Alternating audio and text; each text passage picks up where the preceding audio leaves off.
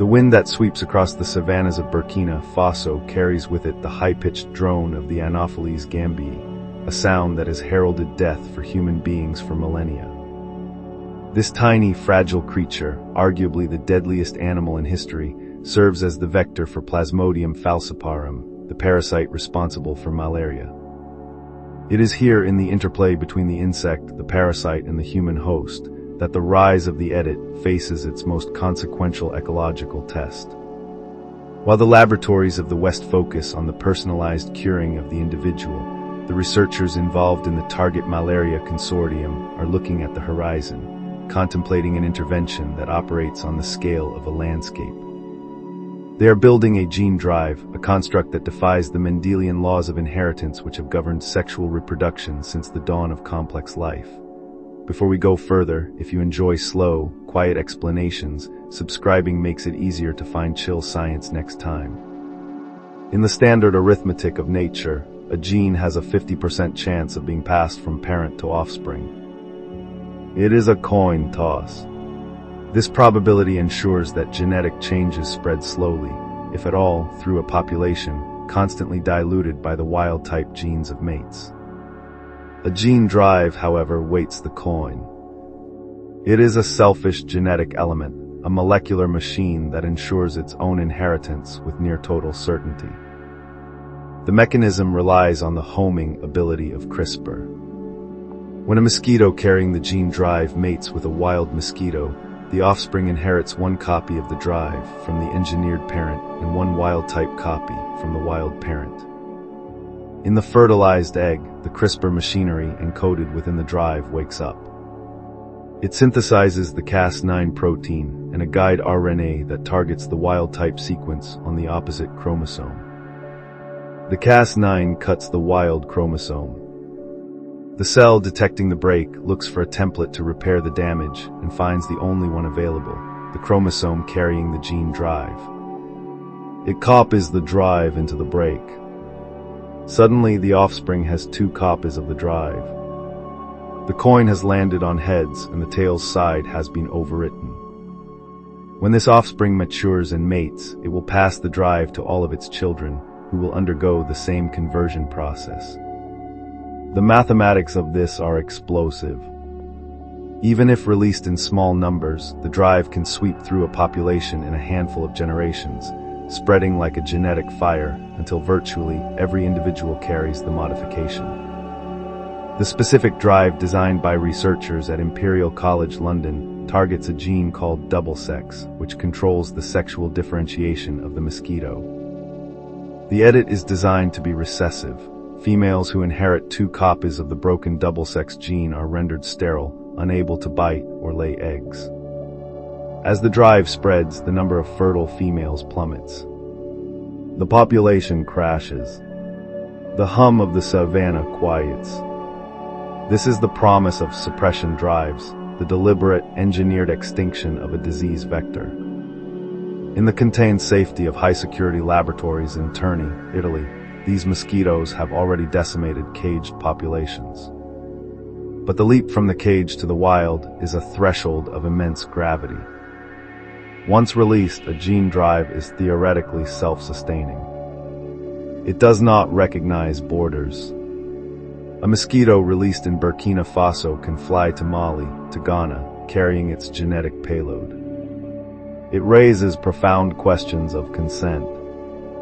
How does a community or a nation vote on a technology that will inevitably cross into the territory of its neighbors?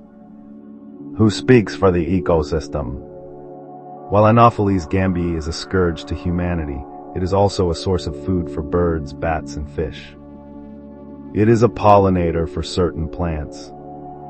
To wipe it out is to pull a thread in the intricate tapestry of the food web, with consequences that no model can fully predict.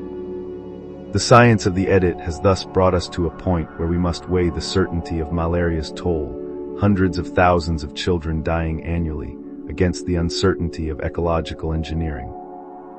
As we grapple with the manipulation of the wild, a parallel revolution is taking place in the domestication of the cellular. We are witnessing the birth of cellular agriculture, a movement that seeks to decouple the production of meat from the raising and slaughtering of animals. The vision is to brew meat in the same way we brew beer, in vast, gleaming steel bioreactors, cultivating muscle and fat cells in a nutrient-rich broth. Here, CRISPR plays the role of the master sculptor. To grow a steak in a tank, one cannot simply use ordinary cells taken from a cow. Those cells have a limit on how many times they can divide, a biological clock known as the Hayflick limit. They eventually age and stop growing. To create a commercially viable industry, scientists are using CRISPR to immortalize these cells. By editing genes that control the cell cycle, such as p53 or telomerase, they can create cell lines that divide indefinitely, providing an endless source of tissue. Furthermore, the editor is used to tune the sensory experience. We can edit the metabolic pathways of the cells to produce more omega-3 fatty acids, or to remove the allergens that make some people sensitive to certain proteins. We can reintroduce the myoglobin that gives meat its red color and metallic taste, which is often lost in culture. This is the deconstruction and reconstruction of food, a shift from the pastoral to the industrial biological. It promises a world where the hamburger does not require the methane-belching cow, where the tuna roll does not require the depletion of the oceans. It is a vision of abundance without suffering, mediated by the precise control of the genetic switchboard. Yet beyond food and medicine, the most abstract and perhaps most enduring application of CRISPR lies in the realm of information itself. DNA is the ultimate storage medium.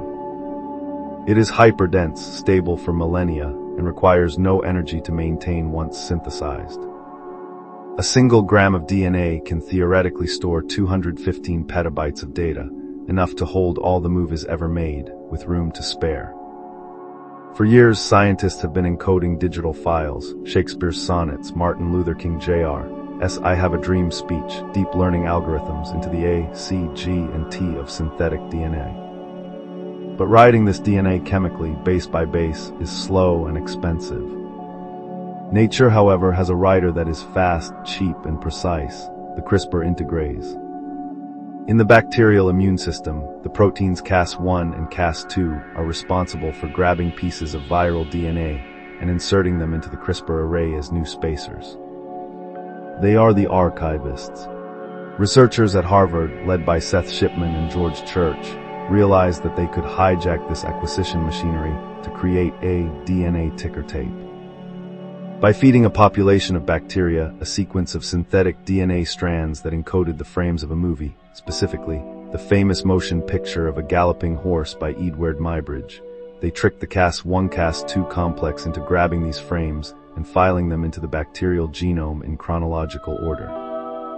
The bacteria watched the movie and recorded it in their DNA. Later, by sequencing the bacterial population, the researchers were able to reconstruct the film with over 90% accuracy. This was a proof of principle for a living hard drive.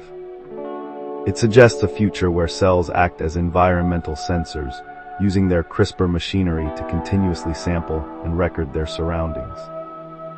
A probiotic bacterium in the gut could record the presence of inflammation markers or toxins over time, storing the log in its own genome to be read later by a doctor.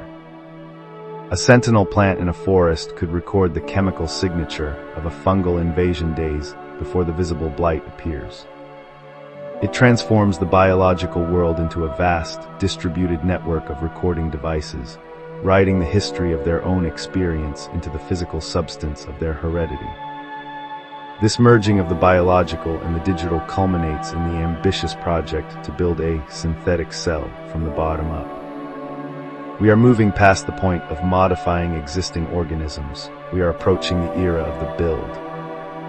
The SC 2.0 project, an international consortium, has been laboriously synthesizing the 16 chromosomes of the yeast Saccharomyces cerevisiae. This is not merely a copy-paste job. They are streamlining the genome, removing the junk, the transposons, the repetitive elements that make the genome unstable. They are adding watermarks, sequences of DNA that translate into poetry or the names of the researchers, to tag the organism as a human creation. Most radically, they have implemented a system called SCRA-MB, synthetic chromosome rearrangement and modification, by Locke's P-mediated evolution. By placing small genetic landing pads called Locke's P sites between every gene, they can trigger an enzyme to randomly shuffle the deck. When activated, the enzyme cuts and pastes the genes in random orders, creating millions of variant yeast strains in a single tube. Some will die. Some will be weak.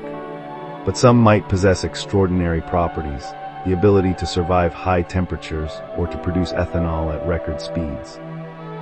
It is evolution on steroids, a tool to generate diversity on a scale that nature would take millions of years to achieve, compressed into the time frame of a doctoral thesis. As we stand amidst these towering achievements, the gene drives, the cultured meat, the DNA hard drives, the synthetic genomes, we must pause to consider the silence that underpins it all. The silence of the laboratory is deceptive. It masks the roar of a profound transition. We are no longer just inhabitants of the biosphere, we are its architects. We have held the pen for only a moment in geological time, yet we have already begun to write in bold, sweeping strokes. The technology is pulling us toward a singularity of life, a point where the distinction between the born and the made dissolves. If a pig has a humanized immune system, is it still a pig? If a yeast cell has a computer-designed genome, is it a fungus or a machine? If a human embryo is edited to be immune to HIV, stronger of bone and sharper of mind, are they the next step in our evolution, or a divergence into something else entirely? These are not questions for the distant future.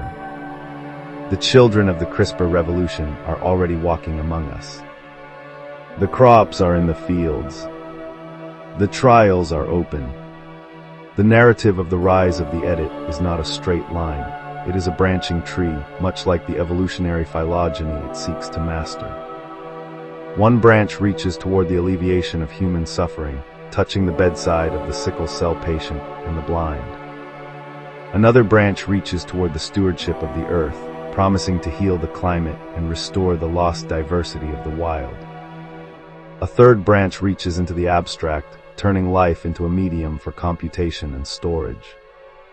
And a fourth branch, dark and twisted, reaches toward the weaponization of biology, the potential for engineered pandemics and genetic caste systems. We are the gardeners of this tree. The shears are in our hands. The sun is high and the day is young. But the garden is ancient, and its roots go down to the burning core of the earth. As we clip and prune and graft, we must remember that we are part of the very system we seek to control. We are made of the same A, C, G, and T. The code we edit is the code that wrote us. There is a loop here, a strange self-reference that lies at the heart of the synthetic biology revolution.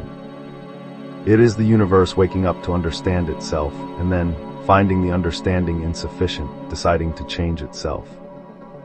In the quiet hum of the sequencers, in the liquid nitrogen vapor of the cryo tanks, we hear the whisper of this change. It is calm. It is steady. It is the sound of the future arriving, one base pair at a time. The revolution is not a noise, it is a rewrite. And the ink is never dry. As we prepare to close this exploration, we must look to the ultimate horizon, the integration of this biological mastery with the exploration of space. For if we are to leave this planet, if we are to become a multiplanetary species, we cannot take the Earth with us. We must take the tools to build an Earth. We must take the seeds of a synthetic biosphere, capable of adapting to the harsh radiation of Mars or the frozen oceans of Europa. CRISPR becomes the essential tool of the astronaut, the means to engineer crops that can grow in toxic regolith, to engineer bacteria that can mine metal from asteroids, and perhaps to engineer ourselves to survive the long, dark void between the stars. The edit born in the salt marshes of Spain may be the key to the cosmos.